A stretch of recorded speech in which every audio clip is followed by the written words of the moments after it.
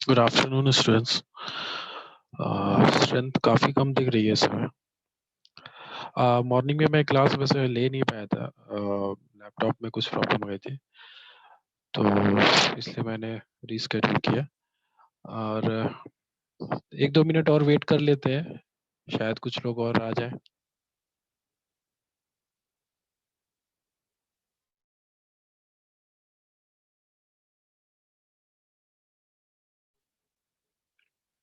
आप लोग अटेंडेंस दे दो अभी।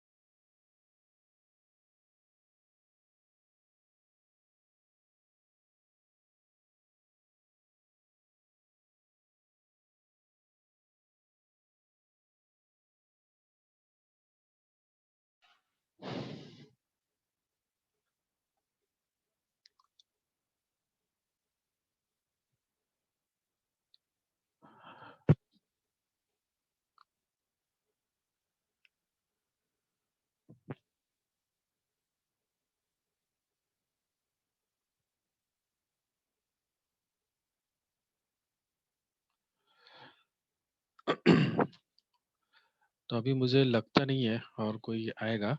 अच्छा ठीक है, एक और आ गया, ठीक है। तो सबसे पहले तो देखिए, आप लोग के मैं प्रॉब्लम सेट अभी आज शेयर करूंगा, जिसमें टोटल 8 न्यूमेरिकल क्वेश्चंस होंगे। ठीक है, आज हम लोग करने की कोशिश करेंगे, अगर हो पाया तो एक दो करने की कोशिश करेंगे।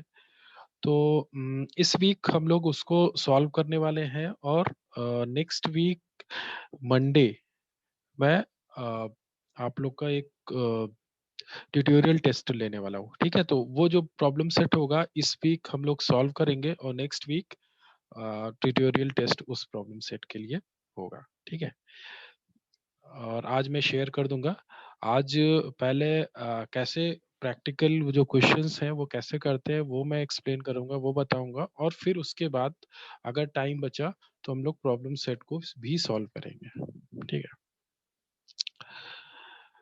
तो आज का जो टॉपिक है वो है hedging, hedging with futures contract. Future contract के बारे में आप लोगों को पता ही है। जैसे कि मैंने एक बार मैं फिर से रिवाइज कर देता हूँ, काफी टाइम हो गया।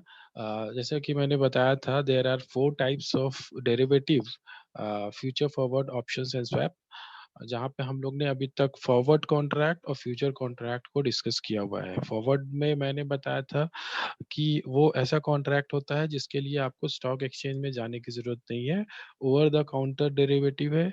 आप दो पार्टीज मिलते हैं और आपस में कंडीशंस तय करते हैं और कॉन्ट्रैक्ट कर लेते हैं। लेकिन फ्यूचर वैसा में ऐसा कुछ नहीं है। फ्यूचर में आपको कॉन्ट्रैक्ट करने के लिए आपको स्टॉक एक्सचेंज में जाना होगा, और उधर स्टॉक एक्सचेंज की जो भी गाइडलाइंस होंगी, जो भी रूल्स होंगे, उसको फॉलो करते हुए आप उधर ट्रेडिंग कर सकते हैं। आपको दूसरी पार्टी के पास जाने की जरूरत नहीं है। अगर आप बायर हो तो आपको सेलर के पास जाने की जरूरत नहीं है, आपको सेलर हो तो आपको बायर के पास जाने की जरूरत नहीं है। आपको स्टॉक एक्सचेंज जाना है और वहां पर ट्रेडिंग करनी है।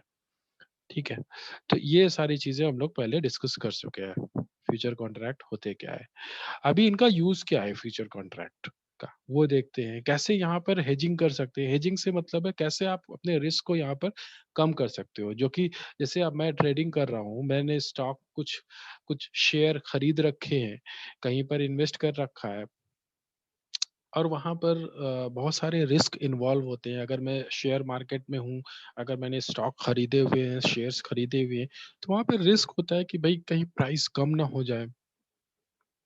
ठीक है, अगर मैं बायर हूँ, अगर मैं सेलर हूँ तो मुझे लगता है कि प्राइस कहीं कम ना हो जाए। तो वो सारे रिस्क को कम करने के लिए मैं हेजिंग को यूज़ कर सकता हूँ। कैसे? वो देखते हैं। Hedging is one of the most important and practical applications of futures i- in of futures is hedging.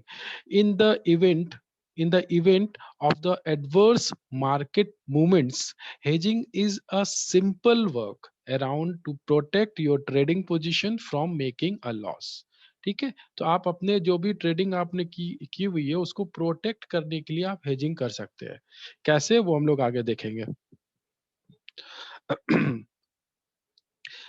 Uh, a common question that gets asked frequently when one discusses about hedging is a hedge why really hedge a position, क्यों आप hedge क्यों कर रहे हो। ठीक है, वो यहाँ पे एक्सप्लेन किया गया है। इमेजिन दिस, अ ट्रेडर और an investor has a stock which he has purchased at rupees 100। एक इन्वेस्टर है जिसने स्टॉक को खरीदा हुआ है, शेयर को खरीदा हुआ है, किस प्राइस पे? 100 रुपीज पे।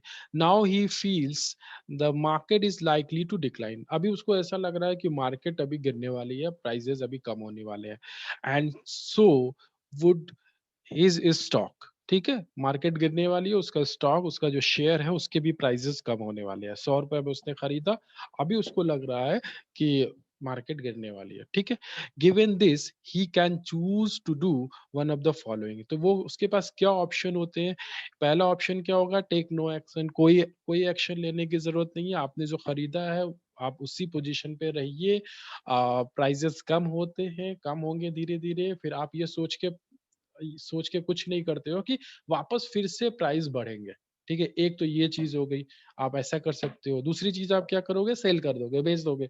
आप आपने जो है 100 रुपए में खरीदा, 100 रुपए में इस करंट जो प्राइस है 100 रुपए है, 100 रुपीज है, और अभी आपको लग रहा है कि प्राइस गिरेंगे, कुछ ऐसा कुछ न्यूज़ आती है या कुछ ऐसा मार्केट में कुछ इस तरह से आप न्यूज़ आ रही है कि आपको ऐसा लग रहा है कि मार्केट पूरी गिरने वाली है, ठीक है? या वो उस पर्टिकुलर इंडस्ट्री के शेयर गिरने वाले हैं या फिर उस पर्टिकुलर कंपनी के शेयर गिरने वाले हैं। आपने क्या किया कि सेल कर दिया, उसको बेच दिया, ठीक है? आपको ऐसा लग रहा है गिरने वाले हैं, आपने बेच दी। ये दूसरी चीज़ आप ये कर सकते हो। तीसरी चीज़ क्या कर सकते हो? हेज कर सकते हो।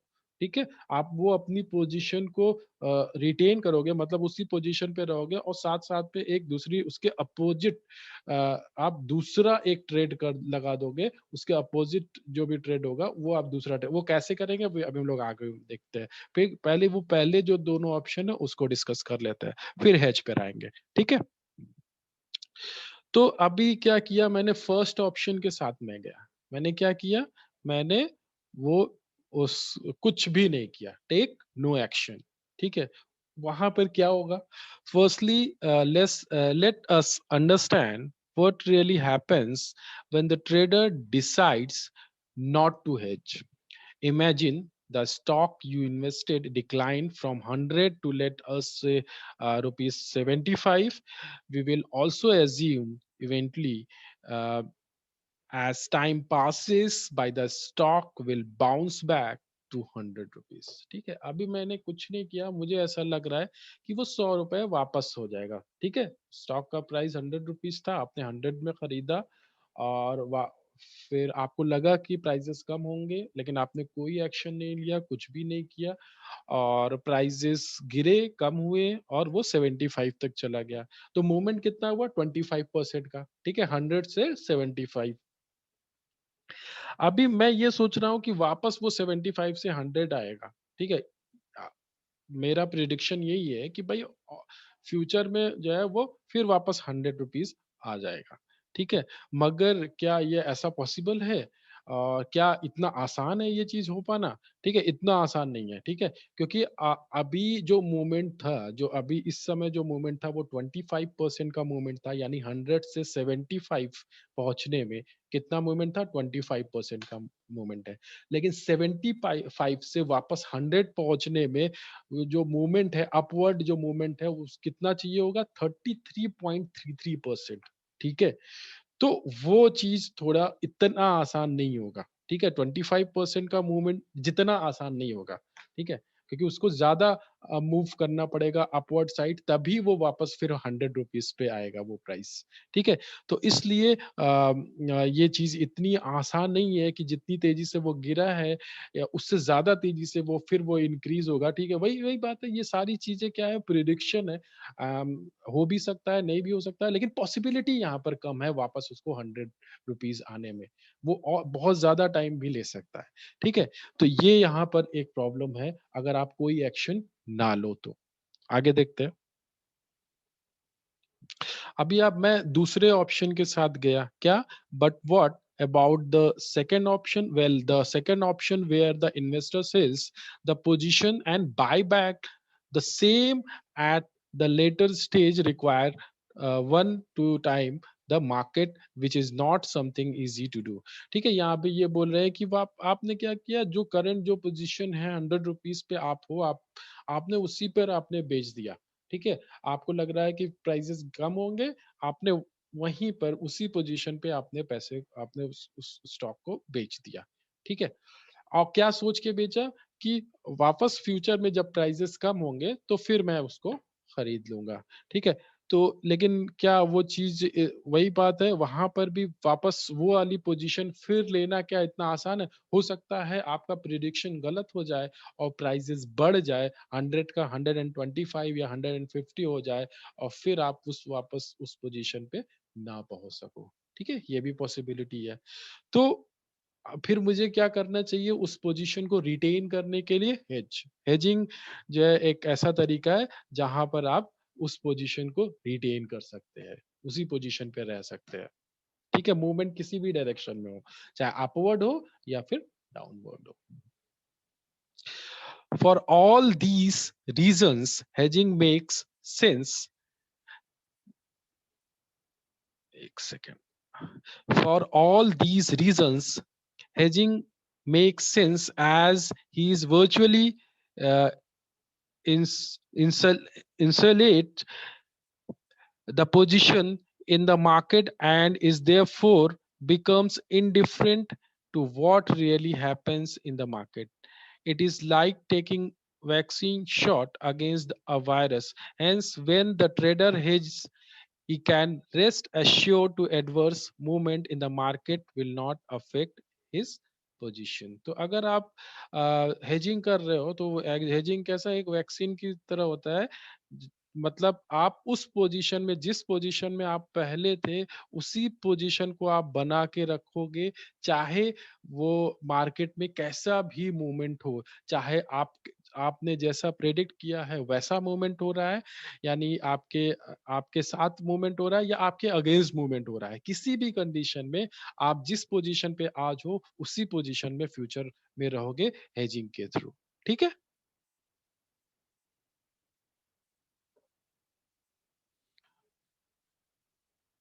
हम लोग कुछ प्रैक्टिकल क्वेश्चंस भी करेंगे कैसे हेजिंग करते हैं। ठीक है? उससे आप लोग को ये कंसेप्ट बिल्कुल क्लियर हो जाएगा।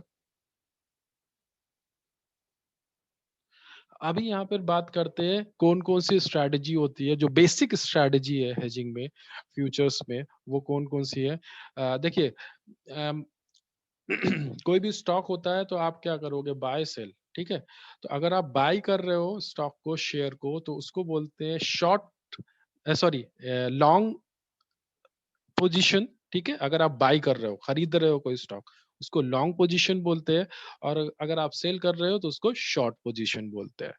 ठीक है? तो इसी तरह यहाँ पर जो स्ट्रैटेजी है वो 2 स्ट्रैटेजी यहाँ पर है। जो बेसिक जो स्ट्रैटेजी है फ्यूचर्स में, short hedge and long hedge. मतलब अगर आप सेल कर रहे हो तो शॉर्ट हेज, अगर आप बाय कर रहे हो तो लॉन्ग हेज। ठीक है?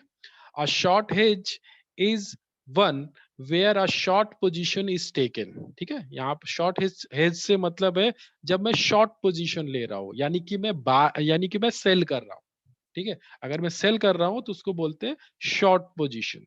ठीक है, a short hedge is one where a short position is taken on a future contract. It is typically appropriate for a hedger to use when an asset is expected to be sold in the future. कब करते हैं? जब आप ये सोच रहे हो कि भाई आप फ्यूचर में उसको बेचने वाले हो। ठीक है, फ्यूचर में उस स्टॉक को, उस शेयर को बेचने वाले हो। ठीक है, तो आपको अगर अभी आप इस समय ₹100 है, आप सोच रहे हो आज से 3 महीने के बाद या 1 महीने के बाद आप उस स्टॉक को, शेयर को बेच दोगे और आपको सपोज जो है ₹100 में ही बेचना है। ठीक है, और आपको लग रहा है कहीं प्राइसेस कम ना हो जाए, तो आप उसको हेज कर सकते हैं, शॉर्ट पोजीशन ले सकते हैं, जिससे आप फ्यूचर में भी आपको उतना ही प्राइस मिल जाएगा। ठीक है। when an asset is expected to be sold in future. Alternatively, it can be used by speculator who anticipate that price of a contract will decrease. ठीक है, एक तो चीज हो गई कि आपने क्या किया, पोजीशन, शॉर्ट पोजीशन ले ली, शॉर्ट हेजिंग की, किस लिए कि आपको फ्यूचर में बेचना है शेयर को। या फिर आप सपोज कोई स्पेकुलेटर है, स्पेकुलेटर से मतलब जो शॉर्ट टर्म में पैसे कमाते हैं।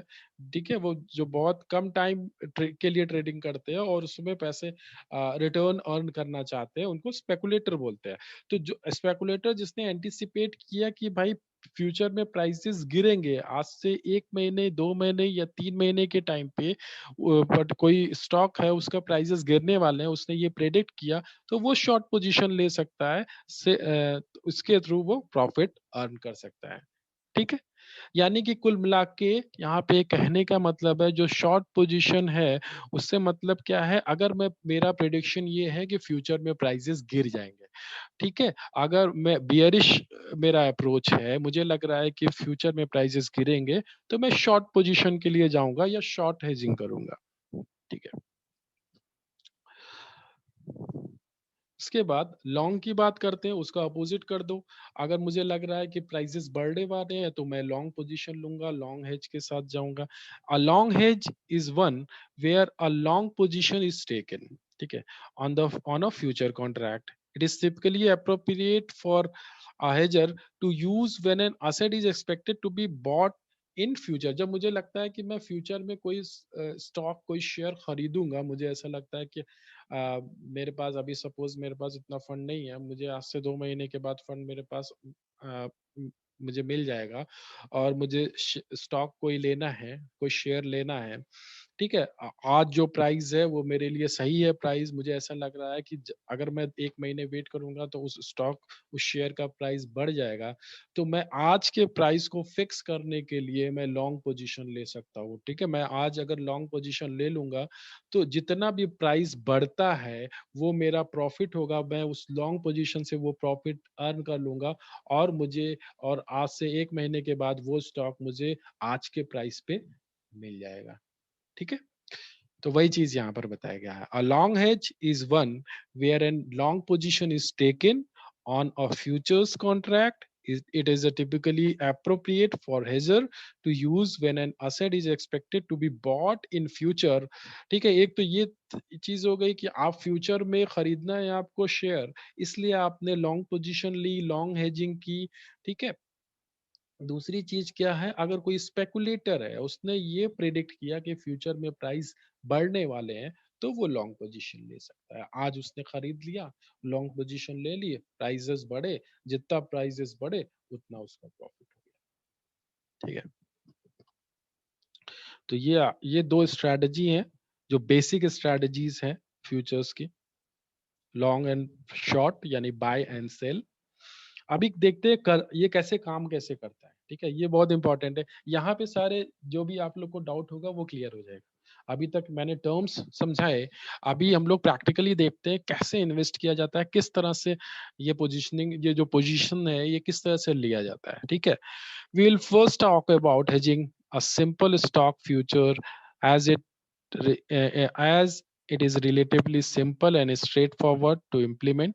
We will also understand its limitation, then proceed to understand how to hedge portfolio of stock. तो सबसे पहले हम लोग जो है एक सिंगल स्टॉक को देखते हैं कि वैसे वहां पर एक, अगर सपोज मैंने एक सिंगल स्टॉक, मतलब एक कोई कंपनी का, मतलब एक यूनिट की मैं बात नहीं कर रहा हूँ, एक यूनिट स्टॉक या शेयर की बात नहीं कर रहा हूँ, किसी एक कंपनी के मैंने स्टॉक उसके शेयर लिए हुए हैं, ठीक है। सपोज इन्फोसिस है, इन्फोसिस के मैंने शेयर रख लिए हुए हैं, ठीक है, और कहीं भी इन्वेस्ट नहीं किया हुआ, एक ही कंपनी में इन्वेस्ट किया होगा। तो वहां पर कैसे हेजिंग करते हैं? Imagine you have bought 250 shares of Infosys, ठीक है, 250 शेयर मेरे पास है इन्फोसिस के, एट द रेट कितना रेट चल रहा है? 2284 रुपीज, 2284 रुपए उसका प्राइस है इस समय, ठीक है, और 250 शेयर है मेरे पास। This works out of investment of ₹5,71,000, जिसकी अगर हम लोग वैल्यू देखें, उस जो मैंने जो इन्वेस्टमेंट है टोटल, वो कितना है?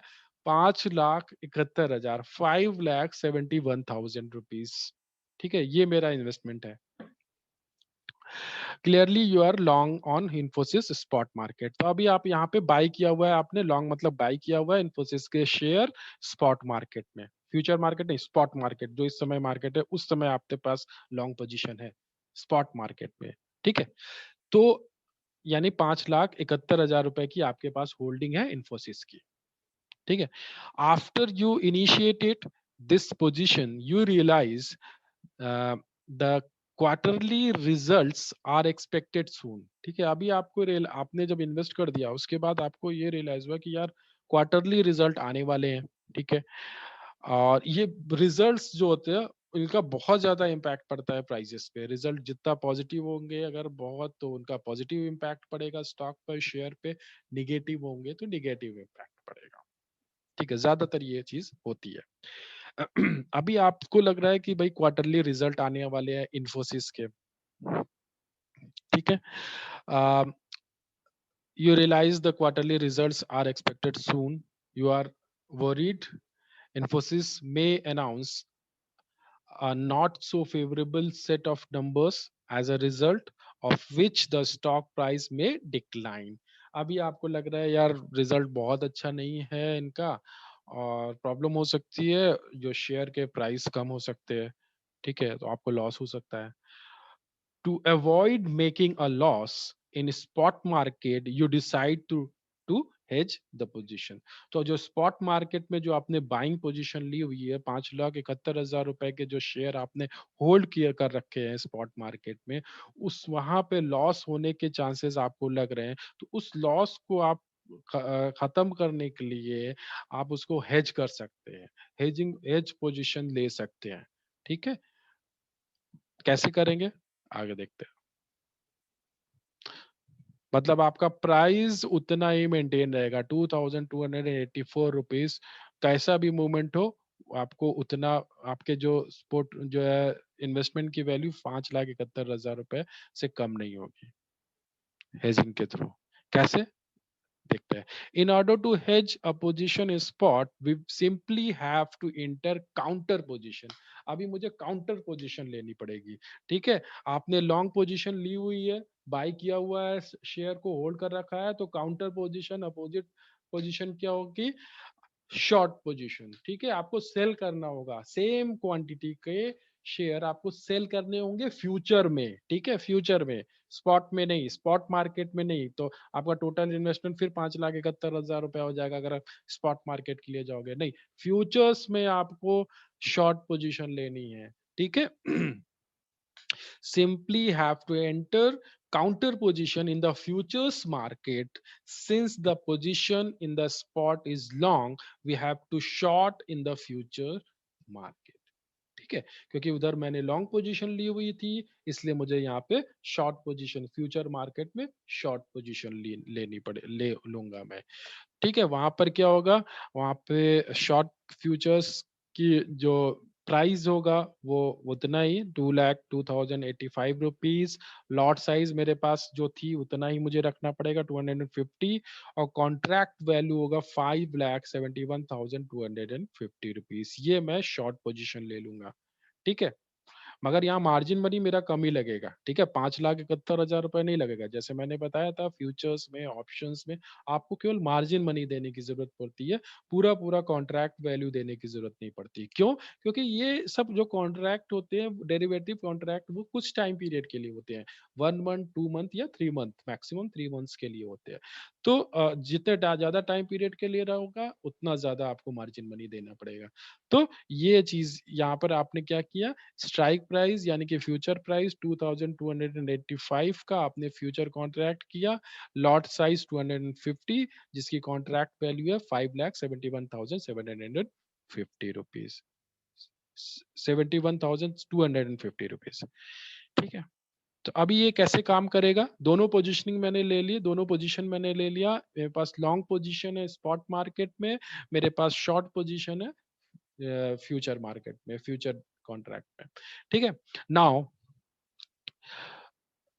now on one hand you are long in Infosys in spot market, and on the other hand we are short on Infosys in future price। आपके पास दोनों चीजें हैं, फ्यूचर भी है, आपके पास स्पॉट मार्केट में भी है। अभी किधर भी मूवमेंट होता है, अगर बढ़ेगा तो आपका जो स्पॉट मार्केट में जो आपने इन्वेस्ट करे किया हुआ है, उधर आपको प्रॉफिट दिखेगा, और अगर आप प्राइसेस कम होंगे तो आपको ने जो लॉन्ग पोजीशन ली हुई है, जो शॉर्ट पोजीशन ली हुई है आपने फ्यूचर में, उधर आपको प्रॉफिट दिखेगा। कुल मिला के आपको आप उसी पोजीशन पे रहोगे जिस पोजीशन पे हो। कैसे, देखते हैं यहाँ पे, ठीक है। However the variation in the price is not of concern, ठीक है।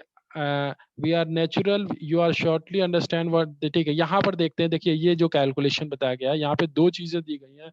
देखिए, या तो प्राइस 2200 पे हो गया, उस समय क्या पोजीशन, क्या रहेगा, कितना प्रॉफिट कितना लॉस होगा, या 2290 रुपीज अगर प्राइस हो जाता है तो उस समय क्या होगा, और 2500 प्राइस यानी कि प्राइस बढ़ जाते हैं तो उस कंडीशन में कितना प्रॉफिट या फिर लॉस होगा, वो देखते हैं, ठीक है। तो पहले लॉन्ग पोजीशन की बात करते हैं। लॉन्ग पोजीशन मतलब जो मैंने बाई किया हुआ है, इसको मैं फुल स्क्रीन कर देता हूँ तो फिर ज्यादा क्लियर होगा ये।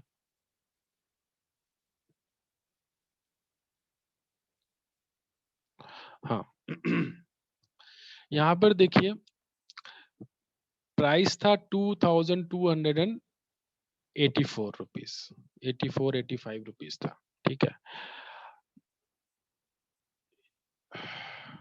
अभी अगर प्राइस कम हो जाते हैं, ठीक है, यानी 2200 रुपए अगर वो शेयर के प्राइस 2200 हो जाते हैं, तो उस कंडीशन में जो मैंने लॉन्ग पोजीशन, जो मैंने स्पॉट मार्केट में लॉन्ग पोजीशन ली हुई है, वो तो 2284 की है। प्राइस कम हो गए, 2200 रुपए हो गए, मुझे 84 रुपीज का लॉस हो गया यहाँ पर।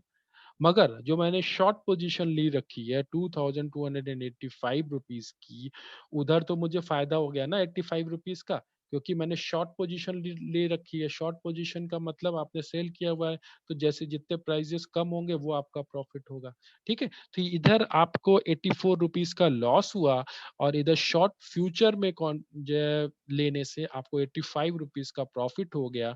तो कुल मिला के आपको 1 रुपीज का प्रॉफिट ही है, ठीक है। मतलब कुल मिला के लगभग लगभग आप उसी पोजीशन पे हो जहां पर पहले थे।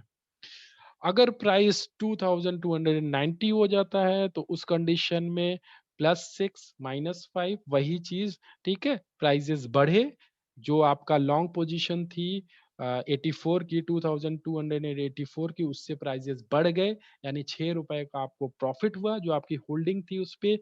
मगर जो आपने शॉर्ट पोजीशन ली रखी थी उधर तो लॉस हो गया। क्यों? क्योंकि प्राइजेस बढ़ गए, ठीक है। शॉर्ट पोजीशन में प्राइजेस बढ़ते हैं तो आपका लॉस होगा। तो वहां पे कितना लॉस हुआ? 5 रुपए का लॉस हुआ।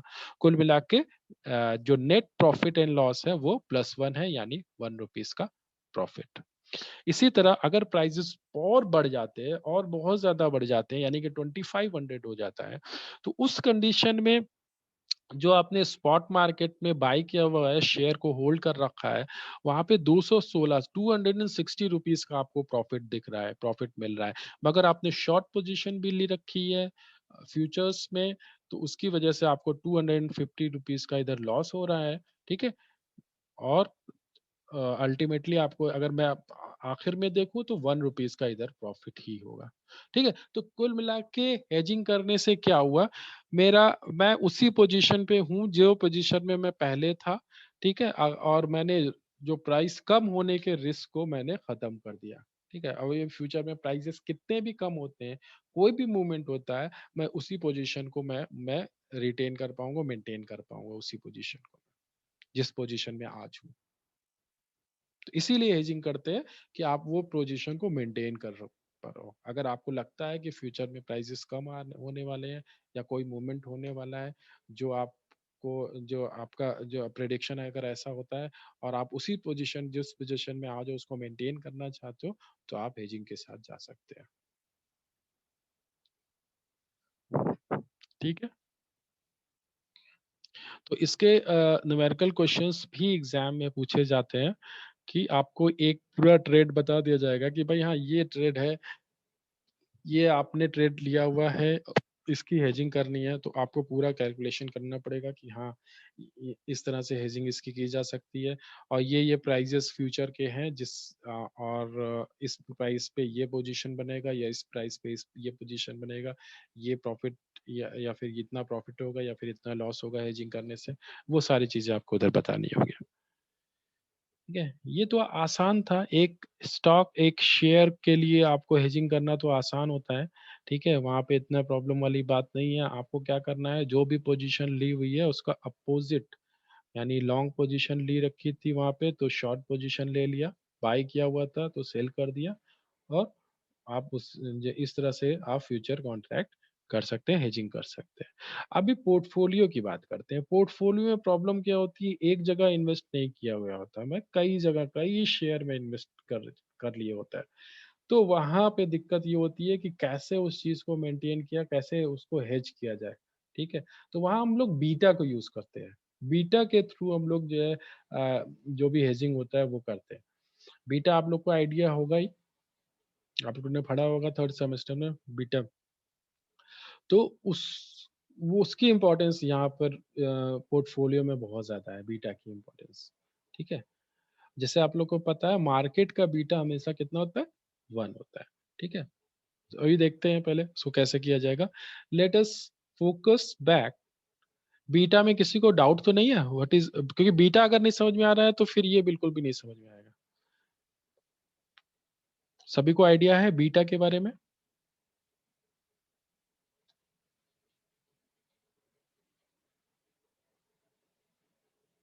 हुँ? कोई बता सकता है व्हाट इज़ बीटा?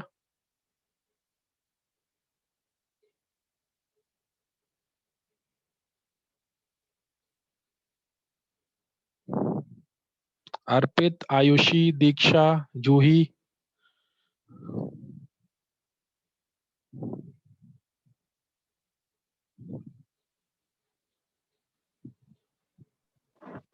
सर जो स्टॉक में फ्लक्चुएशंस होते हैं उनको मेजर करने के लिए यूज करते हैं। फ्लक्चुएशंस होते हैं उनको मेज़र करने के लिए यूज़ करते हैं बीटा, ठीक है।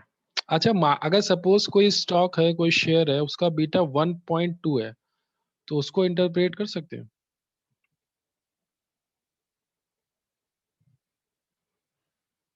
सपोज़ कोई शेयर है, उसका 1.2 बीटा है, तो उसका मतलब क्या है?